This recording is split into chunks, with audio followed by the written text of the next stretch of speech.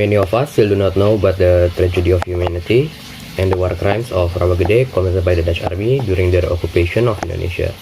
Because the history of this tragedy has never become national history, both in the world of education and in documentaries of nation history. This sad tragedy of Rawagede occurred on December 9, 1947, when the Dutch army launched its first military aggression and massacred more than 431 residents of Rawagede. When the Dutch army invaded Bekasi, dozens of people fled to Karawang. Fighting then raged in the air between Karawang and Bekasi, resulting in hundreds of civilian casualties on October 4, 1948. The Dutch army launched a purge. In this incident, 35 Rawagede residents died for no apparent reason. Rawagede village now no longer exists and has been renamed Balongsari Village Romerta Karawang. Also, now the village of Rawagede no longer exists and has changed its name to Balongsari.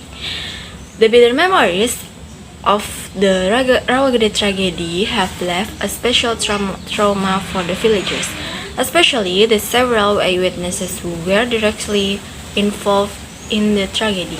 Based on the stories that developed in the local community and according to the memories of the surviving historical actors, the Rawagede tragedy began with the Rawagede people's persistence in hiding information about the whereabouts of the freedom fighters at the time, which made the Dutch army angry, resulting in the tragedy of the massacre.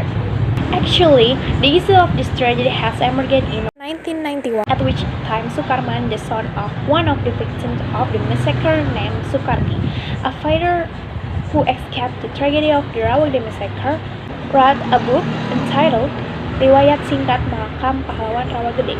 Unfortunately, this book did not get serious appreciation among the people and the Indonesian government, and only attracted the attention of veterans, including the Siliwangi military commander at the time, Major General Cayo Tarmadi. TNI Major General Cayo Tarmadi then initiated the establishment of the Rawagede Foundation and collected the graves of the victims in one location and erected the Rawagede Monument. Ironically, in the Netherlands, the book attracted the attention of academic, politics, and journalists and was later reprinted. The Dutch people were so shocked to read the story of massacre written in the book, because what they knew at that time was that Indonesia was part of the Dutch East Indies Kingdom, so there was no colonization or massacre. Until in the end, the issue of the Rawagede tragedy resurfaced and attracted attention. Until then, the families of the victims Rawagede massacre filed a lawsuit against the Dutch court.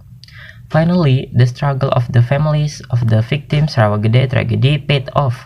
On September 14, 2011, the Hague Court won the lawsuit of the family of the victims Rawagede tragedy, and stated that the Dutch government must be responsible and pay compensation for the victims and their families of the Rawagede tragedy. And then the Rawagede monument was made in November 1995 and inaugurated on 12 July 1996. Thank you.